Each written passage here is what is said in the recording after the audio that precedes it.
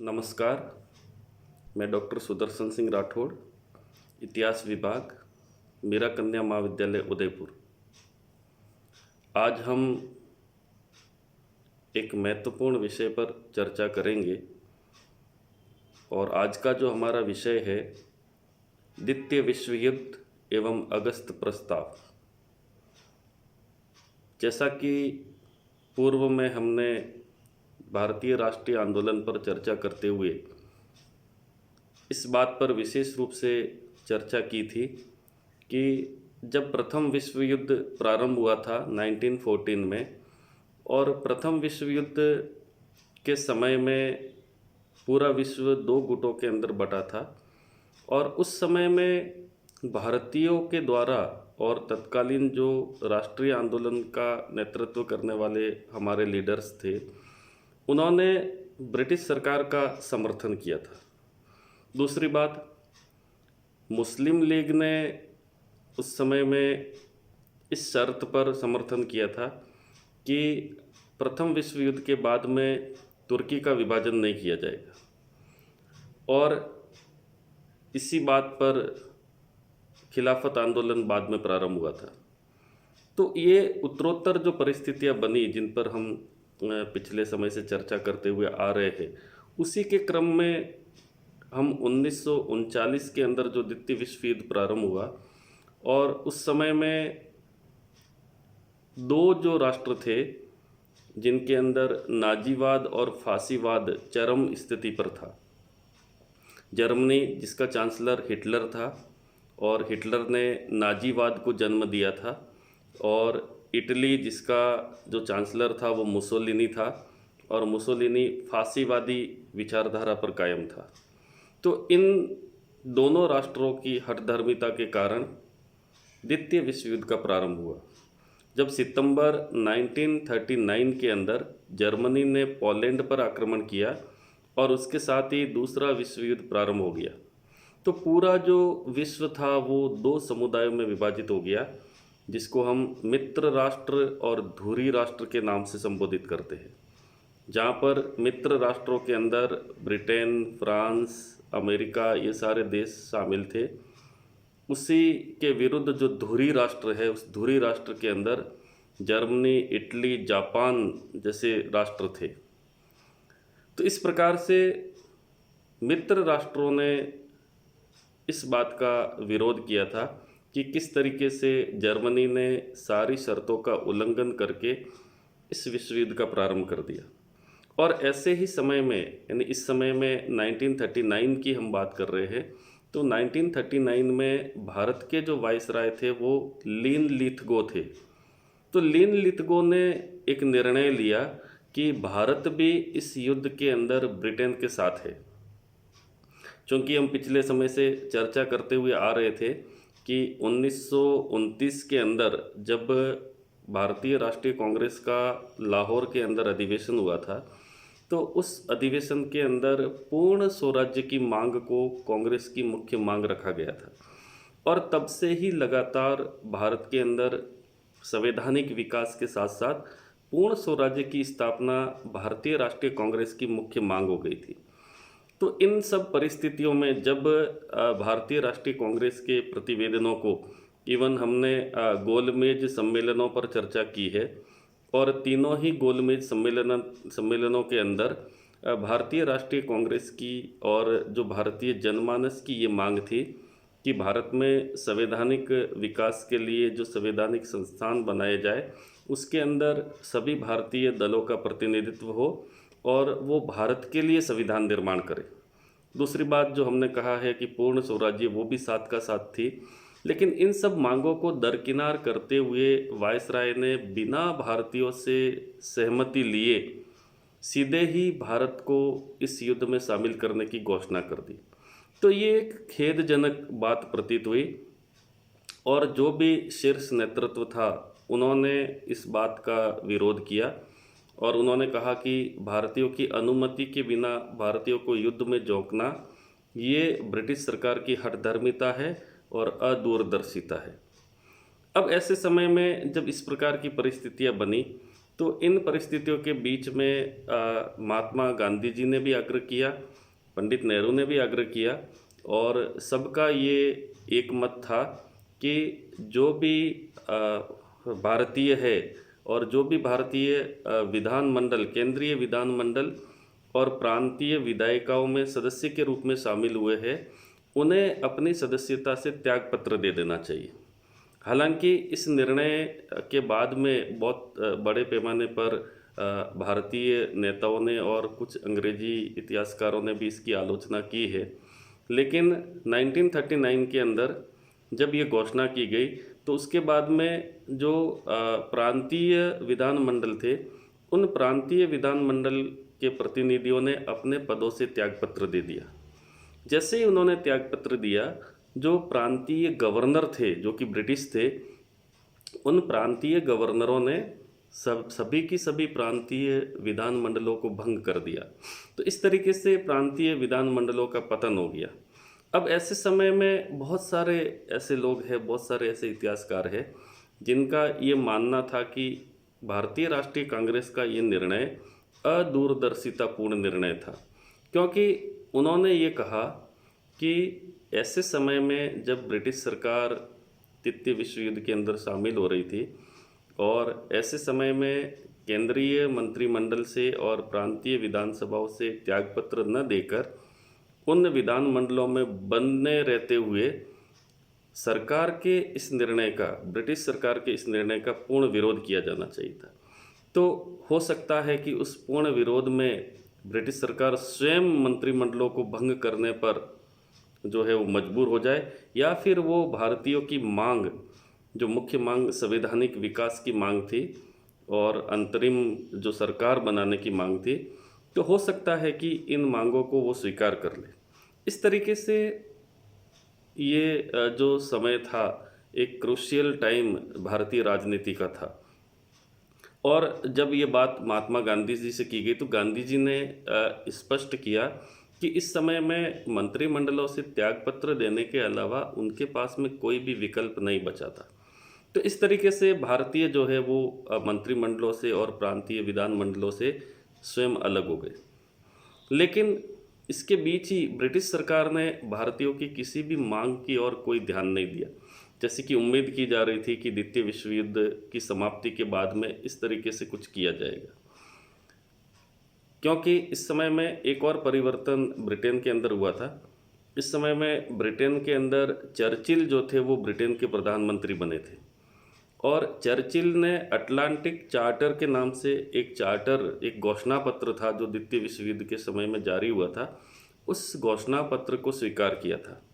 और ये जो अटलांटिक चार्टर था, इस अटलांटिक चार्टर के अंदर ये स्पष्ट रूप से ये कंडीशन डाली गई थी कि जो भी उपनिवेश है उन उपनिवेशों को युद्ध की समाप्ति के बाद में स्वतंत्रता प्रदान की जाएगी।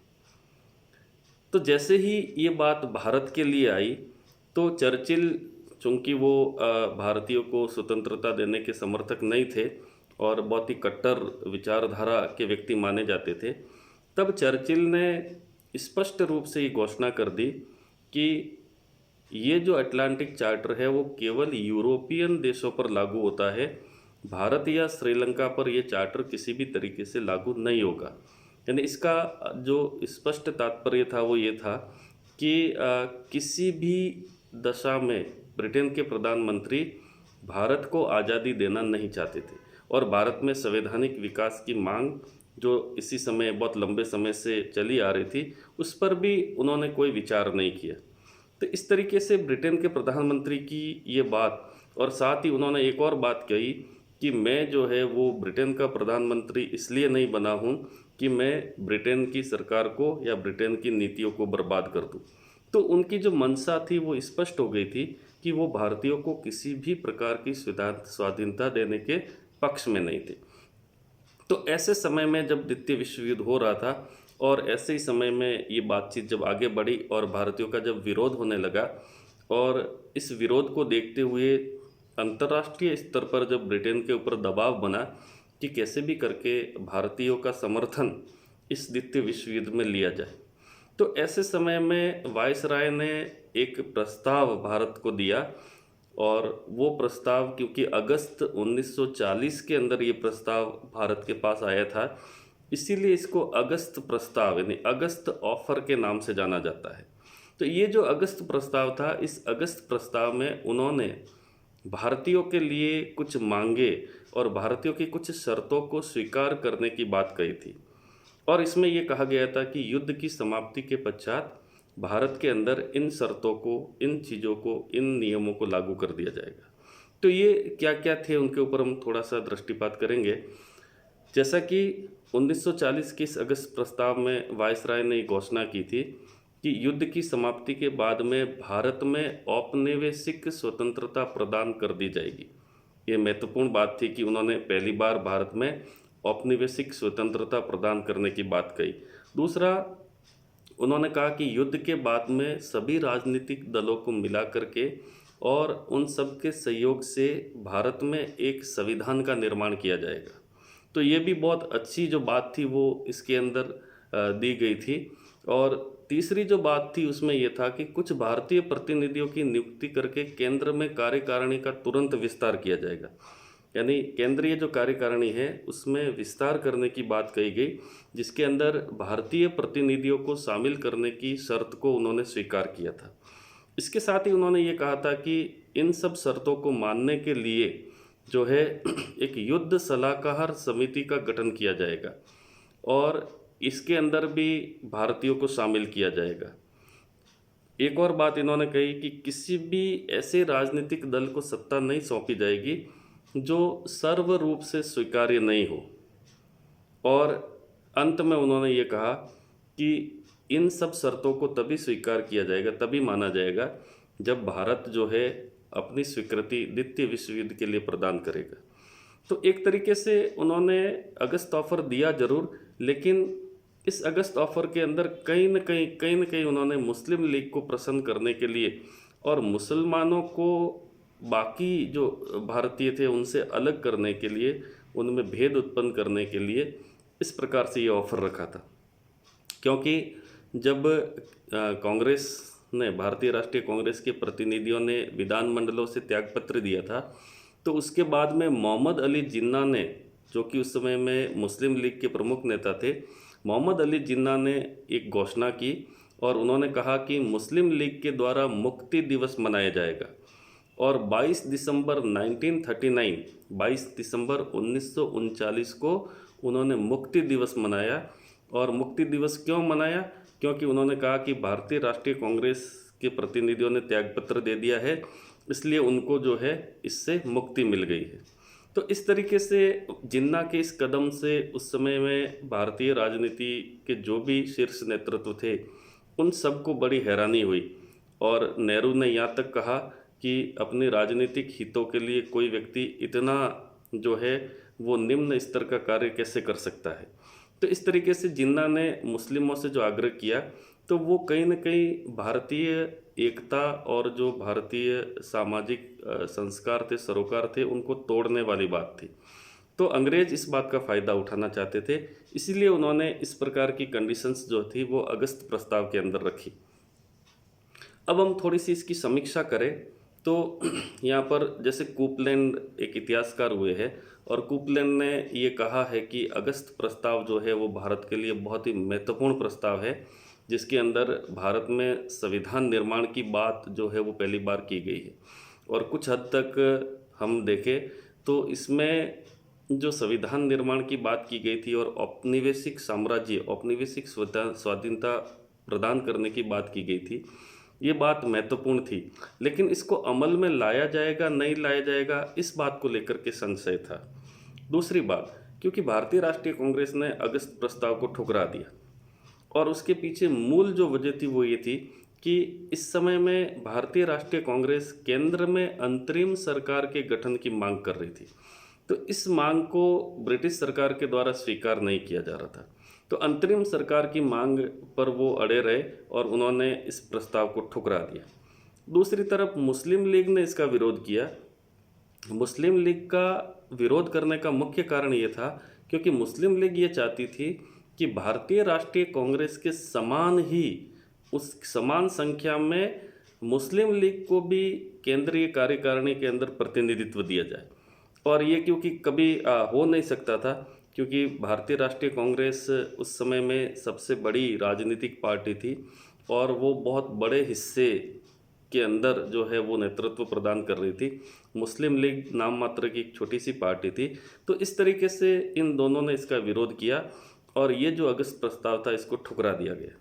और इसी अगस्त प्रस्ताव को ठुकराने के बाद में जो ब्रिटिश सरकार चाहती थी फूट डालो और राज करो की नीति के तहत, उन्होंने मुस्लिम लीग को इसके लिए भड़काया और मुस्लिम लीग का लाहौर के अंदर अधिवेशन हुआ 1940 में। उस लाहौर अधिवेशन में पहली बार भारत से एक अलग राष्ट्र पाकिस्तान के लिए मांग रखी गई। ये बहुत महत्वपूर्ण है आप सभी के लिए कि पहली बार जो पाकिस्तान की मांग रखी गई थी वो 1940 में रखी गई थी। 1940 से पहले पाकिस्तान नाम का कोई शब्द नहीं आया था। तो ये जो पाकिस्तान शब्द है ये रहमत अली चौधरी ने पहली बार इस शब्द का उपयोग किया था और 1940 के मुस्लिम लीग के लाहौर अधिवेशन में भारत से अलग द्विराष्ट्र का सिद्धांत जिन्ना ने दिया और उन्होंने ये कहा कि अब भारत एक राष्ट्र नहीं होकर के दो राष्ट्र के अंदर विभाजित होगा और अब हम जो है मुस्लिमों के लिए एक अलग राष्ट्र की मांग करते हैं। और उन्होंने कहा कि ये जो अलग राष्ट्र है वो पाकिस्तान के नाम से जाना जाएगा।